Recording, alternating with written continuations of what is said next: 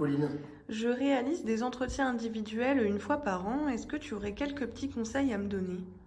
Ah, alors tu l'as dit, le petit problème c'est une fois par an. Aïe, aïe, aïe. J'espère que tu ne rencontres pas tes collaborateurs individuellement pour faire le point, pour avoir un vrai feedback, pour te préoccuper de savoir s'ils sont en situation de réussite une fois par an. Parce Ah, qu'à l'heure actuelle, c'est déjà du long terme, une fois par an. Donc la première préconisation, c'est vraiment de mettre en place des suivis réguliers, individuels. Alors, on appelle ça follow-up, one-to-one, etc. Ça peut prendre différentes appellations, mais mhm. l'essentiel, c'est qu'il y ait une certaine fréquence et qu'il y ait un entretien, peut-être dans l'année, voilà, qui permet de faire un point avec un peu plus de recul et puis d'envisager aussi la progression professionnelle, les besoins en formation, le plan de carrière, etc. D'accord.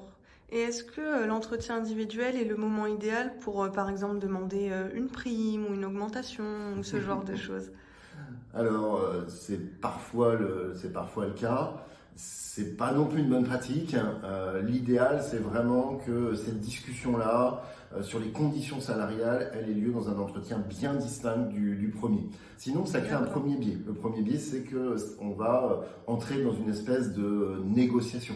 Alors D'accord. que l'entretien, il doit être sur des bases vraiment constructives. L'idée, c'est de savoir comment on va continuer à mettre notre collaborateur en situation de réussite professionnelle, comment lui va continuer à s'épanouir dans son travail. Donc, c'est pas tout à fait le même objectif. D'accord. Est-ce que ça peut poser d'autres biais du coup? Alors, le deuxième biais, c'est aussi de vouloir absolument corréler les objectifs à une prime ou un bonus. Et dans ce cas-là, on va plutôt avoir tendance à donner des objectifs de résultats. Et en fait, quand on fait ça, on confond souvent objectif et indicateur. Ah, En réalité, c'est quoi la différence? alors, l'objectif, ça va être des actions qu'on va mettre en œuvre et qui vont permettre d'obtenir les résultats. Et c'est un D'accord. petit peu différent. D'accord. Je peux te donner un exemple si tu veux. Oui, je veux bien. Alors, un objectif qu'on trouve assez régulièrement et qui est vraiment pas bon, c'est zéro accident. Zéro Hmm, accident, c'est un indicateur. L'indicateur de résultat qu'on peut éventuellement donner à un établissement, mais pas à une personne, parce que ça n'a jamais fait progresser la sécurité. En réalité, le bon objectif, ça serait de mettre en place des actions qui visent à réduire les risques professionnels. Et là, ça permettra d'agir globalement avec un bien meilleur levier d'efficacité sur l'accidentologie dans l'entreprise. d'accord. Mais c'est plus compliqué aussi de mettre ça en place, non? Bah oui, effectivement, c'est plus compliqué. Mais là, il y a deux types de managers. Il y a ceux qui se débarrassent un peu de l'entretien professionnel parce qu'ils prennent ça comme une corvée.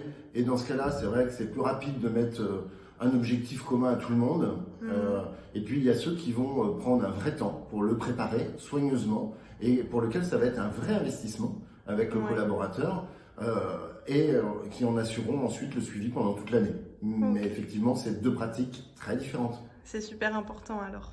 Tout à fait. Merci beaucoup, Franck. T'en prie, Pauline.